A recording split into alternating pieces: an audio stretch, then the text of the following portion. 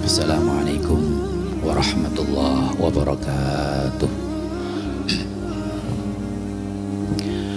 Alhamdulillah, alhamdulillahirabbil alamin. Innal hamdalillah nahmaduhu wa nasta'inuhu wa nastaghfiruh. Wa na'udzu billahi min shururi anfusina wa sayyiati a'malina.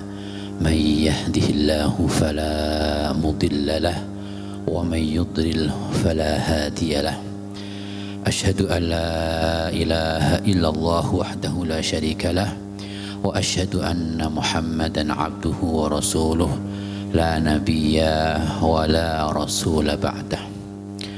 Allah Subhanahu wa taala berfirman, ya ayyuhalladzina amanu taqullaha haqqa tuqatih wa la tamutunna illa wa antum muslimun.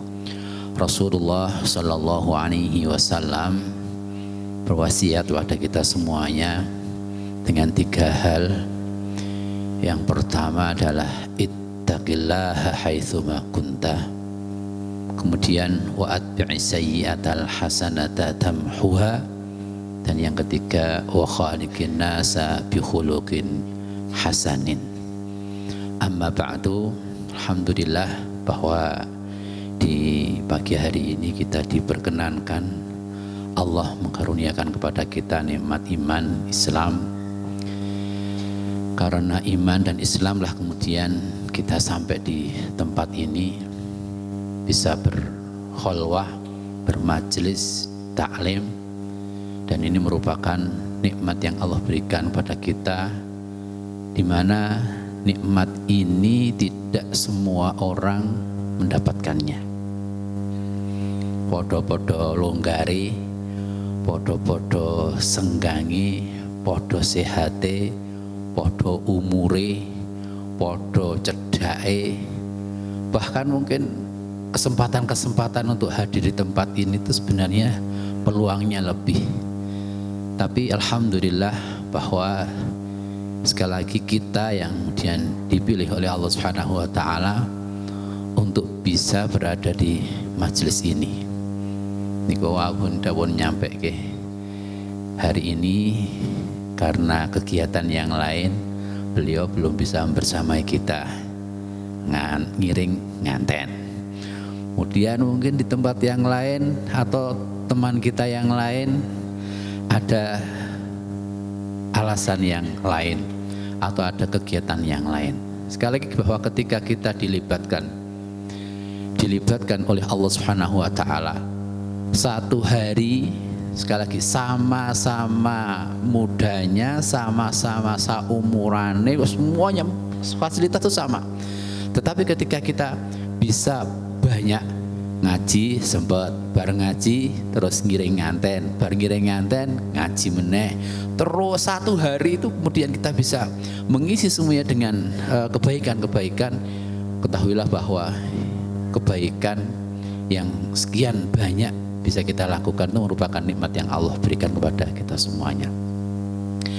Saya masih ingat beberapa waktu yang lalu, tanggal Muharram tanggal 10-an ya, itu ada satu ustadz yang Pak Yai kami, beliau aktivitas di bawah di Solo itu dari jam pagi nyambung lagi pindah tempat jam 09.00, jam 12 pindah lagi, habis zuhur pindah lagi, dan semuanya adalah kebaikan sampai malam itu harus standby, dan sampai pondok lagi itu 12:30 malam istirahat sebentar, subuh itu harus sudah berada di ICK untuk isi taklim sampai dengan jam 6:30, naik ke pondok lagi ngisi lagi. Kemudian setelah tak kira pun rampung terus layah-layah nyewantai, mboten, masih lanjut lagi ada acara khutbah ta'aruf sampai dengan zuhur. Nyambung lagi setelah zuhur ternyata ada di tempat lain kajian lagi. Dan terus nyambung lagi sampai kemudian tidur lagi. Ini kalau kemudian bahkan waktu itu sempat beberapa dari kami karena saking capeknya dan tidak terbiasa mungkin begadang di rumah di pondok itu, yang azan itu, yang sing azan subuh itu Syekh Ramadan Syekh loh, bayang-bayang. Biasanya Syekh itu beliau imam dan standby di tempat. Beliau karena semuanya terkapar, semuanya cuapek, wesel, sing adzan sampai beliau Syekh Ramadan. Nah ini ketika Allah Subhanahu wa taala memberikan kepada kita kesempatan dari satu amal kepada amal yang lain, dari satu kebaikan kepada kebaikan yang lain terus berlanjut, maka bersyukurlah kepada Allah Subhanahu wa taala. Allah yang kemudian memilih kita untuk kemudian bisa aktif, bisa maksimal dalam mengisi umur dan kesempatan ini semua beribadah kepada Allah Subhanahu wa taala. Bapak Ibu yang dirahmati oleh Allah Subhanahu wa taala, pada kesempatan pagi hari ini saya akan sampaikan betapa hidayah itu mahal. Betapa bahwa hidayah itu mahal. Ini nikmat yang sering disampaikan. Alhamdulillah, pasti siapapun yang mengisi kajian awalnya akan menyampaikan, bahkan woro-woro acara-acara biasa beliau akan menyampaikan nikmat iman, nikmat Islam. Itu bukan hanya ritual dan kebiasaan sebagai mengikuti mboten, tapi sesungguhnya bahwa nikmat iman, nikmat Islam, hidayah itu benar-benar mahal harganya. Dan ini tidak dimonopoli oleh mereka-mereka orang yang kaya raya saja, mboten. Orang miskin nggih mboten, wong perkampungan mboten.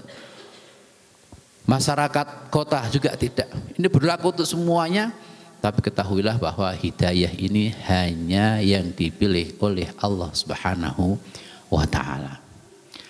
Allah Subhanahu wa taala berfirman, Rasulullah sallallahu alaihi wasallam bersabda, "Innallaha yu'tid dunya man yuhib wa man la yuhib." Bahwa Allah Subhanahu wa taala memberikan nikmat dunia ini kepada semuanya. Bahkan rahmat Allah Subhanahu wa taala itu semuanya dulu 100. Ada 100 kemudian 99 ini disimpan untuk kemudian diberikan kepada ahli surga. Orang-orang yang beriman. 1 dari 100 ini diturunkan di dunia ini untuk semuanya. Kembali kepada hadis bahwa untuk urusan dunia semua orang akan diberi sama sebagaimana takaran takdir dari Allah Subhanahu wa taala ketika roh itu ditiupkan pada masing-masing kita semuanya. Dunia sama, semuanya diberi oleh Allah Subhanahu wa taala. Wong taat dikasih, sing saben dina ngaji dikasih, orang yang setiap hari beribadah dikasih, yang ngaji. Bahkan orang kafirnya sekalipun yang nggak pernah kenal dengan wudu, gak pernah sopo masjid, Allah Subhanahu wa taala akan memberikan kalau itu urusannya adalah urusan dunia. Bahkan lebih, kadang-kadang lebih daripada mereka yang senantiasa taat. Jadi kalau urusan kemudian bendino ngaji, bendino maca Quran, kemudian terus tapi kok ora sugih-sugih, memang bukan untuk itu. Kalau urusan dunia, sudah wis final. Allah Subhanahu wa taala akan memberikan rata sesuai dengan takarannya. Tapi yang perlu kemudian kita perjuangkan adalah manakala yang lain mendapatkan hidayah, yang lain bisa menyempatkan diri untuk beribadah taat pada Allah Subhanahu wa taala, kenapa kita tidak? Ini yang harus kita perjuangkan. Yang lain kan podo-podo adem itu niki. Suasana esuk-esuk ngeten niki lak adem. Jebulane nek saka pundi keng ngisor saka pondok tekak mriki niku tambah munggah tambah adem. Tak kira tambah hangat napa pripun. Mboten, adem puncake nggih daerah mriki niki nggon pas unggah-unggahan niku adem tenan wae. Nah, ini kan kemudian dari sekian banyak orang yang ada di sekeliling kita ini, kemudian yang dipilih Allah Subhanahu wa taala kok panjenengan untuk berada di tempat ini. Wala yu'tid dina illa man ahab. Tapi kalau urusan agama hanya yang dipilih, hanya yang dicintai oleh Allah Subhanahu wa taala. Tak baleni Pak, tak baleni nggih Bu. Bahwa untuk urusan dunia Allah Subhanahu wa taala memberikan kepada siapapun, yang taat, yang maksiat semuanya diberi. Tapi untuk urusan agama hanya Allah Subhanahu wa taala, hanya yang dipilih oleh Allah Subhanahu wa taala. Dan semoga Allah Subhanahu wa taala senantiasa memberikan hidayah itu kepada kita, pilihan itu jatuh kepada kita ila yaumil qiyamah, sampai kemudian Allah Subhanahu wa taala mengutus Israel untuk menjemput kita. Wallahu alam kapan waktunya. Harapannya adalah ketika waktu itu tiba, Allah Subhanahu wa taala mengkaruniakan kepada kita berupa nikmat yang besar, yaitu husnul khatimah. Kembali kepada hidayah. Istri Nabi Nuh, anak dan istrinya. Niki putrane Nabi loh. Dakwah beliau berapa lama? 950 tahun. Hasilnya berapa? Bisa dihitung. Ora akeh, mboten kathah. Bahkan sampai istri anaknya tidak ikut rombongan atau golongan beliau. Itu menunjukkan kepada bahwa hidayah sekalipun bojone Nabi, anak Rasul, itu juga kalau Allah Subhanahu wa taala belum berkehendak, nggak akan diberi, nggak akan mendapatkan nikmat itu. Istrinya Nabi Lut itu juga tidak mendapatkan hidayah dari Allah Subhanahu wa taala. Sinten balik? Ayahnya Nabi Ibrahim alaihi salam. Betapa beliau Nabi Ibrahim alaihi salam ini berupaya sing cara alus empun cara piye wis kabeh thariqah dakwah niku wis dipraktekke kabeh. Tapi kembali bahwa urusan hidayah ini hanya milik Allah Subhanahu wa taala. Paman Rasulullah sallallahu alaihi wasallam Abu Lahab. Abu Lahab paman buatan. Pamannya dia tidak mendapat hidayah. Bahkan melakukan perlawanan yang sengit terhadap dakwah Rasulullah sallallahu alaihi wasallam. Paman beliau yang masyhur, yang senantiasa membentengi beliau, yang senantiasa terus membackup beliau, mendukung dakwah beliau, membantu beliau, mendampingi beliau, Abu Thalib. Bahkan sampai karena sayangnya Rasulullah Shallallahu Alaihi Wasallam kepada paman yang satu ini, yaitu Abu Thalib, ketika nazak, ketika berada di pembaringan, Rasulullah Shallallahu Alaihi Wasallam minta khusus kepada Allah Subhanahu Wa Taala, ya Allah, berikanlah hidayah kepada paman. Beliau ngerayu Abu Thalib, wahai pamanku, ucapkanlah satu kata saja, asyhadu alla ilaha illallah wa asyhadu anna Muhammadar Rasulullah. Niscaya kalimat ini akan aku jadikan alasan sebagai syafaat nanti di yaumul qiyamah. Tapi jawabannya Allah Subhanahu wa taala langsung menurunkan ayat, innaka la tahdi man ahbabta walakinnallaha yahdi man yasha. Hei Muhammad, urusan hidayah itu urusanku. Bahkan orang yang kau cintai sekalipun, kalau Allah Subhanahu wa taala belum berikan hidayah itu tidak akan sampai kepada siapapun. Niku Abu Thalib. Dalam perang Uhud, di dalam perang Uhud ada sahabat, mantan sahabat, namanya Quzman Az-Zufuri. Sepak terjangnya, keberaniannya sudah tidak lagi diragukan oleh sahabat-sahabatnya. Wis koyo singa luweh. Siapapun yang ada di hadapannya, depan, samping kanan, kiri, belakang, wis mesti kena sabutan saking wanine. Bahkan semua para sahabat sepakat, wah nek carane ngene iki, nek saingane kaya ngene iki, gak teko awake dhewe. Semuanya mengatakan huwa min ahlil jannah. Jannah wis, surga iki, surga iki. Tapi ketika junjungan, ketika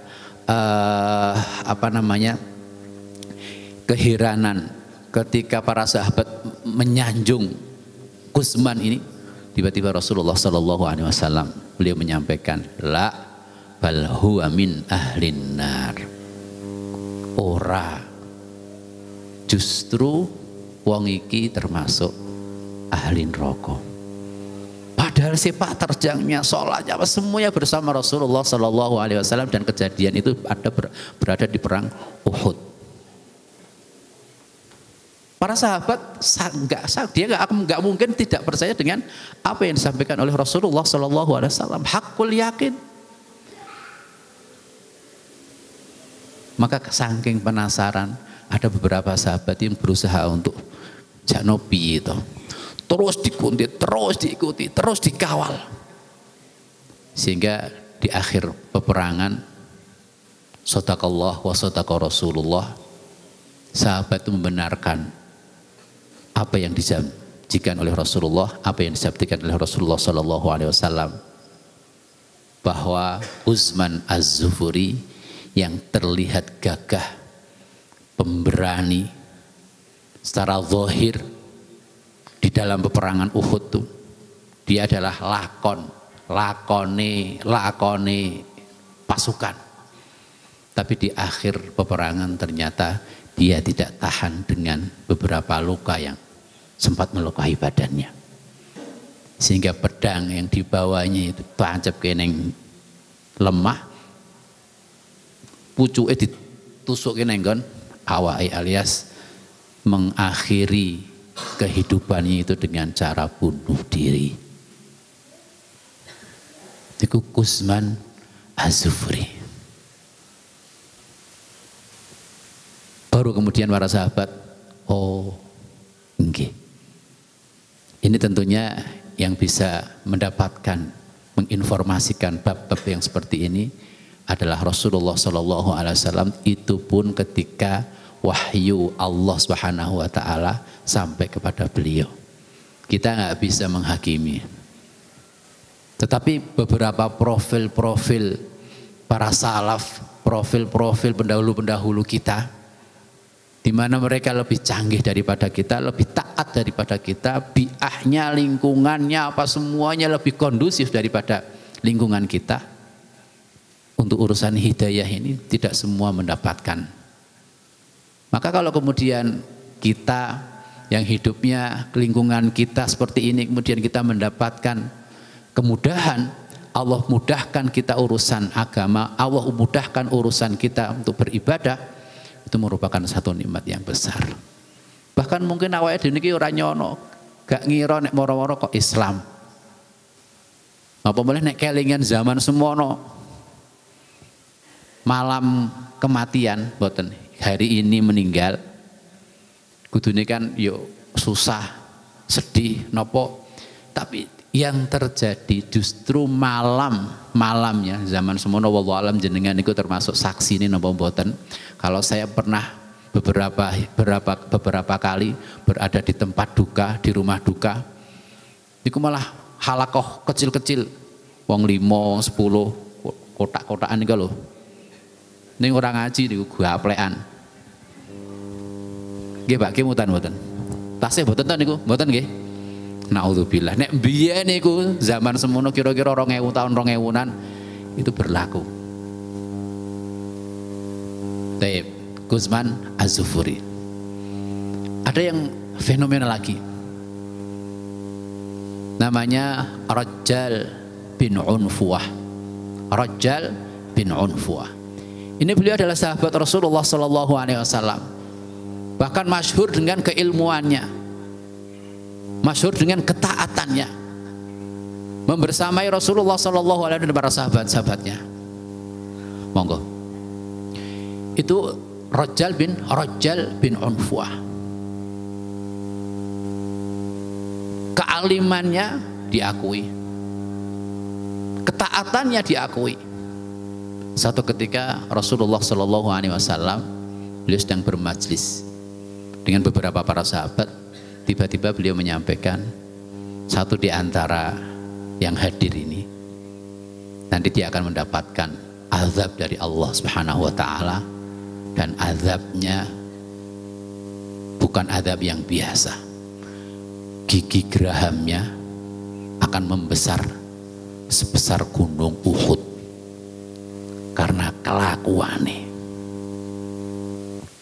Kalau kemudian halakoh itu cuma 10 orang atau 15 orang, kemudian beliau menyampaikan, di antara yang hadir ini, satu di antara yang hadir ini akan mendapatkan azab dari Allah Subhanahu Wa Taala. Nanti di akhirat dia akan mendapatkan azab berupa besarnya atau membesarnya gigi gerahangnya, dan besarnya itu ora baing-baing, segede ini sak gede ini gunung Uhud. Itu para sahabat satu persatu mereka terus khawatir kalau yang diprediksi oleh Rasulullah Shallallahu Alaihi Wasallam adalah mereka. Kemudian yang hadir itu saling lirik, terus mengamati. Satu syahid, siji syahid, alhamdulillah husnul khotimah, siji syahid. Tinggal dua sahabat yang waktu itu hadir. Yang pertama adalah Rajal bin Unfuah, yang kedua Abu Hurairah radhiyallahu anhu. Nah, Abu Hurairah termasuk orang yang khawatir karena pendahulunya itu husnul khotimah secara zahir. Mereka mati syahid. Zahirnya enggak mungkin mereka yang mendahului, yang sudah mendahului kemudian apa mendapatkan adab yang disampaikan oleh Rasulullah sallallahu alaihi wasallam. Ora. Tinggal dua orang ini yang wallahu a'lam bagaimana mereka mengakhiri hidupnya. Sampai satu saat di zamannya Khalifah Abu Bakar As-Siddiq, ya, di zamannya Khalifah Abu Bakar As-Siddiq ada satu mantan sahabat, namanya Musailamatul Kadzab. Dia mengaku sebagai nabi, padahal Rasulullah Shallallahu Alaihi Wasallam pun pungkasan dia adalah nabi terakhir. Tapi Musailamatul mengikrarkan diri bahwa dia adalah nabi setelah Rasulullah Shallallahu Alaihi Wasallam. Nah, Rajal bin Unfuah, beliau menawarkan diri kepada Khalifah Abu Bakar As-Siddiq,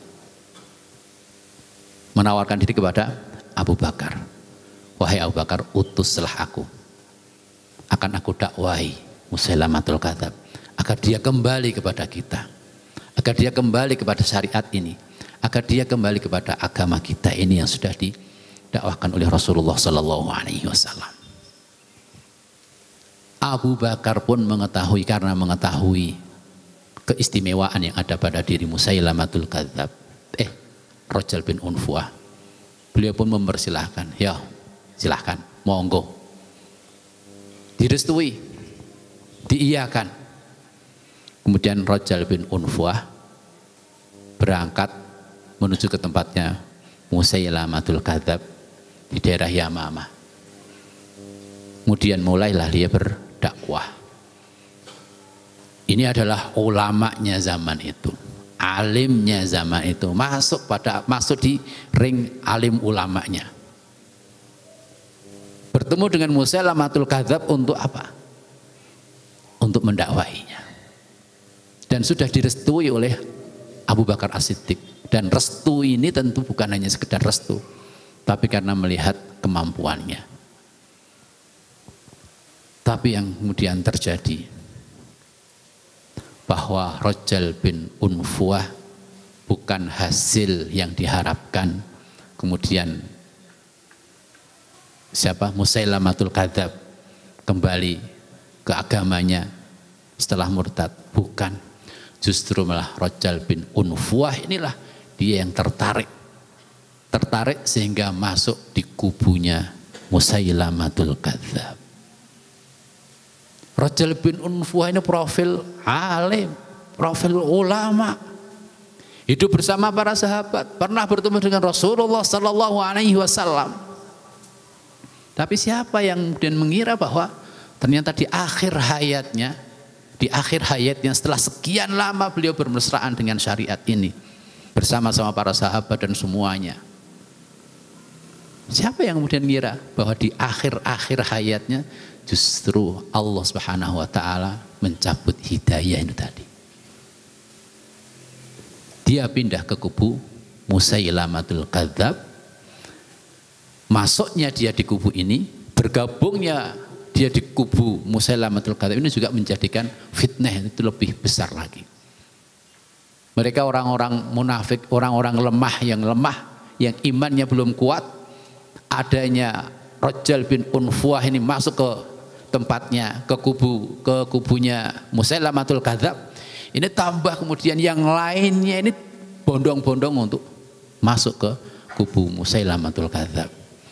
Sampai kemudian Abu Bakar As-Siddiq waktu itu sudah tidak ada lagi negosiasi. Maka kemudian terjadilah peperangan, dan di dalam peperangan itu Musailamatul Kadzab terbunuh. Masuk di antaranya adalah Rajjal bin Unfuah. Na'udzubillahi min dzalik.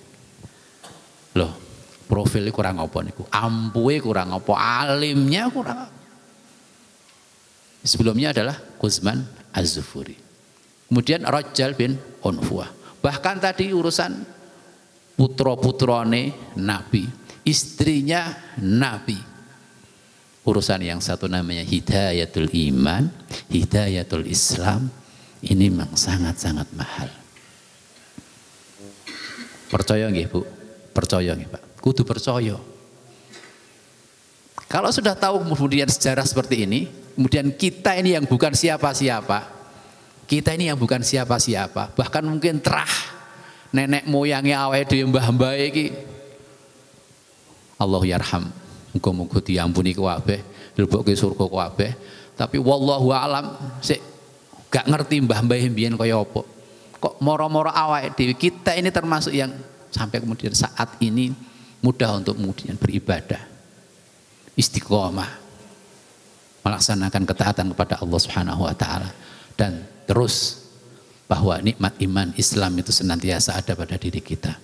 Itu merupakan nikmat yang besar. Apalagi kalau kemudian kita ingat betapa tokoh-tokoh besar itu mereka tidak mendapatkan hidayah itu sementara kita mendapatkannya. Tapi ojo sampai tertipu, terlena. Karena yang kita ceritakan di depan tadi itu adalah orang-orang top, semuanya mumtaz kabeh. Tadi putrane Nabi, istrinya Nabi, kerabatnya Nabi. Di mana para anbiya itu adalah orang-orang istimewa. Istimewa. Nek ndonga dikabulke. Tetapi untuk urusan yang satu ini ternyata innallaha yu'tid dunya man yuhib wa man la yuhib wa la yu'tid dina illa man ahab. Dan urusan agama hanyalah mereka-mereka yang dicintai oleh Allah Subhanahu wa taala saja yang akan diberikan. Semoga Allah Subhanahu wa taala senantiasa memberikan hidayah ini kepada kita sampai akhir hayat kita dan terus turun temurun sampai anak cucu kita, sehingga kita bisa dikumpulkan lagi oleh Allah Subhanahu wa taala di jannahnya kelak. Bapak Ibu yang dirahmati oleh Allah Subhanahu wa taala, Rasulullah Shallallahu alaihi wasallam di dalam perang atau di perang Ahzab ya. Di perang Ahzab beliau menyampaikan atau bersabda, wallah, demi Allah, laula anta mahtadaina, kalau bukan karena engkau ya Rabb, kalau bukan karena engkau ya Rabb ya Allah, mahtadaina, kami tidak akan mendapatkan hidayah ini. Wala tasaddaqna, dan kami tidak akan pernah bersedekah. Wala shallaina, dan kami tidak akan pernah melaksanakan sholat. Saya ulangi, beliau menyampaikan perang Ahzab, Masya Allah, perjuangan sebelum perang itu sendiri dan ketika berperang itu istimewa dibanding perang-perang yang lainnya. Beliau bersabda, wallah laula anta, kalau bukan karena engkau ya Rabb ya Allah, mahtadena, kami tidak akan pernah mendapatkan hidayah ini. Wala tasaddaqna, dan kami tidak akan pernah bersedekah, dan kami tidak akan pernah sholat. Ini menunjukkan bahwa ketika kita berada di tempat ini, kemudian nanti mungkin jam yang lain kita pindah di tempat yang lain untuk taklim. Setelah tempat lain selesai, kemudian kita pindah lagi di tempat lain untuk aktivitas yang sama. Terus panjang hari kemudian bisa kita isi dengan ketaatan-ketaatan kepada Allah Subhanahu wa taala. Ingat bahwa semua itu karena Allah Subhanahu wa taala. Semua ini karena Allah Subhanahu wa taala. Bapak Ibu yang dirahmati oleh Allah Subhanahu wa taala. Dulu setahun yang lalu saya menyampaikan satu hadis, innamat dunya li arba'ati nafar, bahwa dunia ini isinya hanya 4, diisi oleh 4 golongan saja. Itu sabda Rasulullah Shallallahu Alaihi Wasallam. Nah, pagi hari ini adalah qaul ulama. Beliau menyampaikan hampir sama tapi beda prediksi. Bahwa kalau kita mengamati yang ada di sekeliling kita ini, maka kita akan mendapatkan 4 hal, 4 golongan. Catat. Ini orang gue pulpen berarti catat mriki. Catat mriki. Yang pertama adalah ta'i'un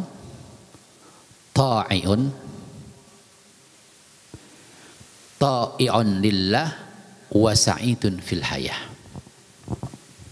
Dia taat pada Allah Subhanahu wa taala dan dia mendapatkan nikmat dunia dari Allah Subhanahu wa taala.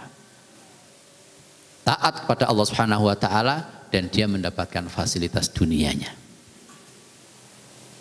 Ta'i'un lillah wa sa'idun fil hayah. Kemudian yang kedua, ta'i'un lillah wa ta'isu fil hayah. Taat kepada Allah Subhanahu wa taala, taat dalam hal beribadah, wa ta'isu fil hayah, tapi urusan dunianya biasa-biasa saja, bahkan mungkin nelongso, banyak kurangnya. Padahal orang taat, padahal ahli ibadah. Yang nomor 3, asin lillah, orang ahli maksiat, wasa'idun fil hayah, gak pernah ngaji, ora tahu sholat, ora sopo masjid, wis bajingan pokoknya.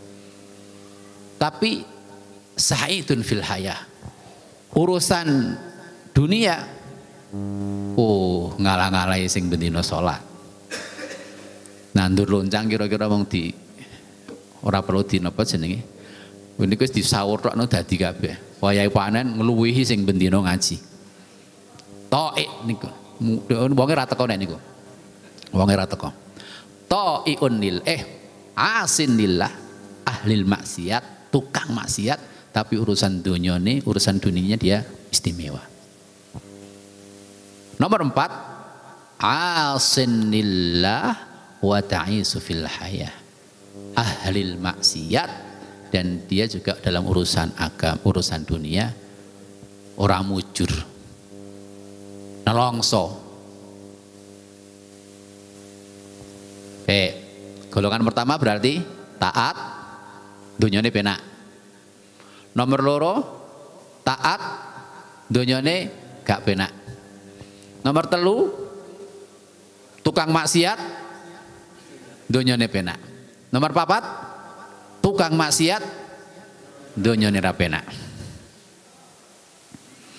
Kemudian beliau menyampaikan, kalau yang pertama, kasusnya yang pertama, yaitu ahlil ta'ah, orang yang taat, kemudian dia mendapatkan dunia yang melimpah, fasilitas yang memadai, dunyane mulya, maka itu sudah menjadi wajar, tabi'i, biasa, lumrah.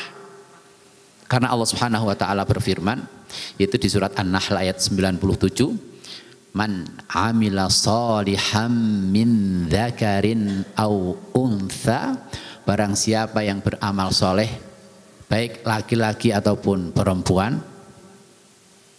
wa huwa mu'min, dan dia beriman kepada Allah Subhanahu wa taala, janji Allah Subhanahu wa taala, falanuhyiyannahu hayatan thayyibah, sungguh akan aku jadikan kehidupannya kehidupan yang bahagia, yang baik. Jadi nek taat terus dunyane apik, biasa, karena janji Allah Subhanahu wa taala dan yang seharusnya seperti itu. Biasa Pak, wis Nasi enten. Dalilnya enek. Cara nomor 2. Asin. Piye mau? Taat tapi dunyane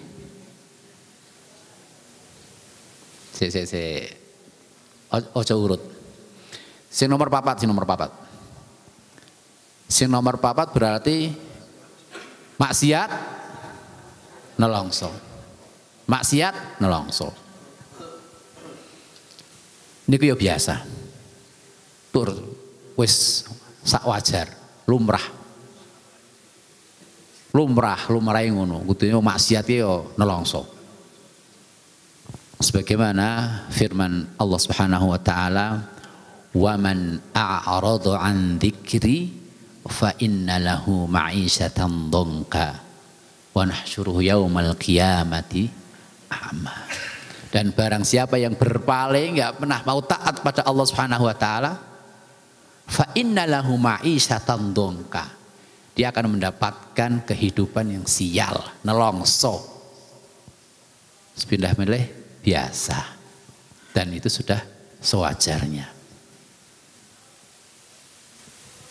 Taat mulya dunyane biasa. Tukang maksiat welek dunyane lumrah. Lompat sik nomor loro. Pripun nomor loro? Taat tapi dunyane kok ora kenek. Ngaji sregep, salat soft pertama, bahkan urung wayahe adzan dhisik. Boten aja. Wis pokoke istimewa lah. Tapi nandur loncang liyane panen ora panen. Nandur lombok ya KO, wortel, wosok. Apa kabeh wis ora tau beneran. Lek wis ora beneran. Nah, golongan yang nomor 2 ini ahli taat tapi dunyane kok ora pernah enak. Itu ada 2 kemungkinan. Ada 2 kemungkinan. Dan kembali kepada ayat Allah Subhanahu wa taala. Yang pertama, kemungkinan pertamanya adalah imma annallaha yuhibbuk wa yuridu ikhtibara sabrik. Kemungkinan pertamanya adalah bahwa Allah Subhanahu wa taala ingin nguji kesabaran kita. Ya. Allah Subhanahu wa taala mencintai kita dan pengen menguji kesabaran kita. Balik neng kok itu awal urusan dunia guys dipento-pento. Gak usah dipikir nemen-nemen. Fokus saja taat. Nah, pemenang tambah dalil ini bahwa ketika kita taat, ketika kita maksimal dalam ibadah, tapi urusan dunia ini kok ora patek bener wae, gagal wae, wis apa sing dijaluk niku ora tau keturutan. Kemungkinan pertamanya bahwa Allah Subhanahu wa taala mencintai kita dan Allah Subhanahu wa taala menguji kesabaran kita. Sebagaimana yang ada di surat Al-Baqarah, Allah Subhanahu wa taala berfirman, "Wa lanabluwannakum bisyai'im minal khaufi wal ju'i wa naqsim minal amwali wal anfusi wath thamarati wa basyiris sabirin." Dan sungguh akan kami coba, akan kami beri fitnah mereka. Bisyai'in dengan sesuatu. Minal khauf, rasa takut. Wa naqsim minal amwal, untuk urusan amwal, harta, kekurangan banyak, kehilangan. Wa naqsi minal amwali wal anfus, bahkan sampai ditinggal kerabatnya. Wathamarat, dan buah-buahan, sayur-sayuran. Nandur gak pernah panen. Niku lak cilaka apa meneh? Naudzubillah mboten. Tapi wabasyiris sabirin, berikanlah kabar gembira kepada mereka yang senantiasa tidak goyah dalam ketaatannya. Tetep ae ngaji, tetep ae salat, tetep wis apik ibadah wis ora urus. Pokoke gagal kaya apa lonca ora tau panen, wortel gak tau panen, wis ora urusan. Ngaji, wayah ngaji. Buka resto So iya seora urusan, mlaku terus. Maksudnya ibadahe. Niku ya ikhtiar mawon. Nah, kemungkinan yang kedua. Niku urusannya mau kemaro-maro resto niku kula seber Pak jam-jam niku lho. Muga barokah. Amin. Alhamdulillah, alhamdulillah. Ramen apa ora ramen, payu apa ora payu iki penting barokah. Siji tok penting barokah. Niku penting. Wayu wae nek ora barokah, naudzubillah. Duit iki kayane ora ana. Padahal entek kabeh barange. Tapi ditik ora temoto, niku ora barokah. Dadi sik disuwun ae dinjaluk niku barokah. Kemungkinan yang kedua adalah wa imma anna fi ta'atika khalal. Kemungkinan yang kedua taat tapi urusan dunia ini ora tau beres. Kemungkinan yang kedua sekali lagi adalah bahwa dalam kita beribadah, dalam kita taat pada Allah Subhanahu wa taala ada kesalahan-kesalahan atau kekurangan-kekurangan atau mungkin masa lalu kita yang kurang baik atau dosa-dosa kita yang terlalu banyak. Sehingga Allah Subhanahu wa taala menjadikan kita ketaatan-ketaatan kita ini sebagai kafarat. Jadi wis tenang wae dhewe niku urusan pokoknya taat niku nomor sitok. Urusan dunia pun niku nomor ora nomor loro nomor 17 yuto. Oke. Pertama jelas dalili. Yang nomor 2 juga jelas. Yang nomor 4 genah. Sik perlu diwaspadai niku nomor 3. Pripun niku wau? Ahli maksiat ning dunyane melimpah. Wis niku dok denge maksiat, wabeh maksiat molimo wis kelakon niku kabeh. Ditekake wong preman mantan preman wis ngenasehati, kiyaine wis nasehati, wis ora mempan kabeh. Pokoke tukang maksiat, ahli maksiat, ahli dalam bermaksiat. Tapi urusan dunia kok wene wae. Lancar wae. Kon ngaji absen. Salat wayahe adzan ya aras-arasen. Halakoh wayahe halakoh salasane eneng wae. Sing iki sing kae sing nopo kabeh. Pokoke bab-bab taat iku wis ora. Bahkan naudzubillah maksiatane kemaksiatan dadi mursitok. Tapi kok urusan dunyane apik. Mujur, genah. Ngluwihi sing liyane. Justru yang ketiga ini yang harus kita waspadai. Sekali lagi justru kalau ternyata hal itu adalah terjadi kepada diri kita. Awake dhewe rumangsa kurang taate, kurang ibadahi, maksiate. Niku lak sing iso nilai awake dhewe yang bisa muhasabahkan kita.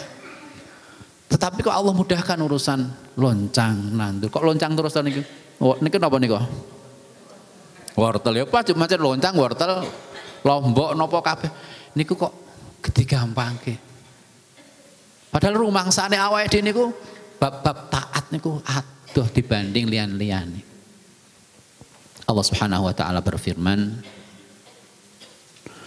"Falamma nasu ma dzukkiru bihi fatahna 'alaihim abwaaba kulli syai'in." Nek posisine awake dhewe kok tenggen posisi sing nomor 3. Kita banyak kurangnya, kurang taatnya, kurang ibadahnya, bahkan maksiatnya banyak. Sementara dunia Allah Subhanahu wa taala berikan banyak kepada kita. Jok-jok iki sing dijenengi istidraj. Dibombong karo Gusti Allah Subhanahu wa taala. Naudzubillah min dzalik. Dan itu yang bisa merasakan kita. Kita nggak bisa melihat orang lain, nggak bisa. Kalau kita taatnya, sholat saka takbiratul ihram sampai salam gak roh nek sholat. Allahu Akbar, imame sholat dan awake dhewe sholat Tapi bar takbiratul ihram sampai salam ki mbok sing dipikir loncang apa kabeh. Tapi kok mujur ya urusane donya. Pokoknya nek bab niki kok awake dhewe menenan justru malah kudu hati-hati. Kita harus hati-hati. Ojo-ojo Gusti Allah niku istidrat. Mbok-mbok awake dhewe naudzubillah min dzalik. Di dalam surat Al-An'am Allah Subhanahu wa taala berfirman, "Falamma nasu ma dzukiru bihi fatahna 'alaihim abwaaba kulli syai'." Falamma nasu ma dzukiru bihi. Ketika mereka melupakan peringatan-peringatan kami, dileke dislentik sithik wis ora muncul, ora mandi. Dileke sithik gak man. Tapi dunia ini fatahna alaihim abwaaba kulli syai'. Justru Allah Subhanahu wa taala membukakan untuk urusan dunia ini luas-luase, lebar-lebare.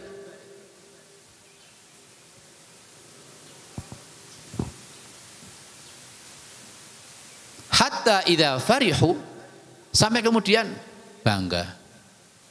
Naudzubillah kalau kemudian ahli maksiat berbilang ngaji sepuro-sepuro ngaji ora sugih-sugih. Jarno Pak, jarno neng kemawon. Karena di dalam Al-Qur'an juga disebutkan farihu, sehingga mereka bangga, mereka bahagia, seweneng. Tetapi pas puncak-puncaknya seneng, justru Allah Subhanahu wa taala qalu akhadna baghtah, diambil semua kenikmatan itu, diambil semua kenikmatan kemudian dikepleke. Sehingga lagi ngerasakan, apalagi kemudian urusan di akhirat. Dunyane urusane apik, tapi ketika di akhirat nanti dia akan panen azab. Na'udzubillahi min dzalik, tsumma na'udzubillahi min dzalik. Saya ulangi, poin 1, 2, 3, 4 yang harusnya kita hati-hati di antara 4 hal ini adalah yang ketiga. Yang pertama wajar, yang kedua, yang ketiga, yang keempat wajar juga. Yang kedua itu juga 2 kemungkinan tadi. Tapi justru yang ketiga inilah yang kemudian kadang-kadang kita banyak sadar. Maka ketika kita tahu diri kita ini banyak alpa, kurang taate, kurang ibadai, kurang maksimal dalam bersyukur pada Allah Subhanahu wa taala, ning kok dunyane mluber gampang terus. Ini yang perlu kemudian kita harus minta pada Allah Subhanahu wa taala, terus ndonga muga-muga umure, kesempatan apa semua itu benar-benar diberkahi oleh Allah Subhanahu wa taala, sehingga kenikmatan dunia yang sementaranya Allah Subhanahu wa taala titipkan kepada kita itu menambah ketaatan kita kepada Allah Subhanahu wa taala. Saya tutup dengan satu firman Allah Subhanahu wa taala, yaitu bagaimana sinten wau Nabi Zakaria. Niku nek ndongane kira-kira wis pol-polan, suwe. Sampai kemudian beliau ketika keadaannya tidak memungkinkan, justru Allah Subhanahu wa taala mengabulkan doanya. Beliau pun sepuh, istrinya juga sudah sepuh. Tetapi doa yang waktu itu diminta dan selalu diminta oleh Nabi Zakaria dan juga istri dikabulkan oleh Allah Subhanahu wa taala. Beliau mendapatkan momongan itu justru ketika umurnya sudah sepuh. Tetapi Masya Allah bahwa nikmat itu bukan sekedar nikmat yang biasa. Anak yang Allah karuniakan kepada Nabi Zakaria itu bukan anak yang biasa. Dikai anak sing istimewa. Siji langsung dikai jeneng. Jenenge sinten? Jenenge sinten? Putrane Nabi Zakaria. Yahya. Nabi Yahya. Sing jenenge sinten? Langsung Allah Subhanahu wa taala. Boten sembarang anak sik kei jeneng langsung sing jenenge Allah, kemudian Yahya ini juga diangkat oleh Nabi sebagai penerus beliau. Wan sak istimewa nikmat.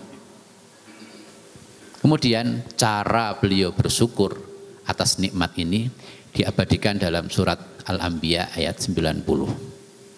fastajabna lahu wa wahabna lahu Yahya wa aslahna lahu zaujah innahum kanu yusari'una fil khairat. Ini loh cara beliau berdua keluarganya bersyukur atas nikmat yang Allah berikan adalah innahum yusari'una fil khairat, terus tambah meneh maksimal dalam bertaat kepada Allah Subhanahu wa taala. Dikasih nikmat itu berarti satu, cara beliau mensyukurinya adalah dengan cara menyegerakan yaitu ketaatan kepada Allah, beribadah kepada Allah Subhanahu wa taala.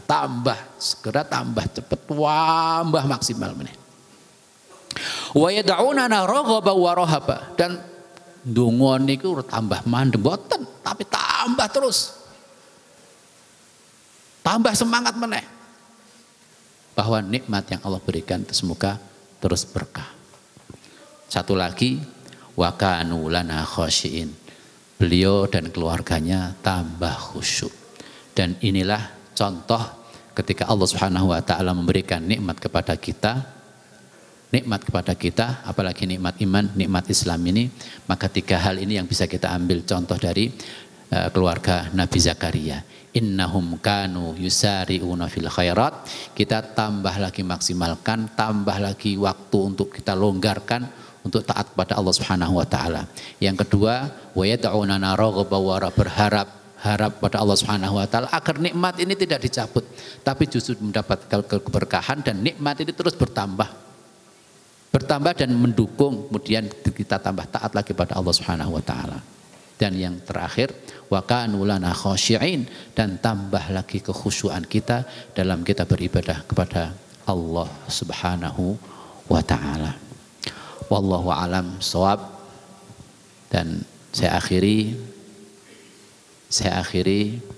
taklim pagi ini dengan subhanakallahumma wa bihamdika asyhadu an la ilaha illa anta astaghfiruka wa atubu ilaik.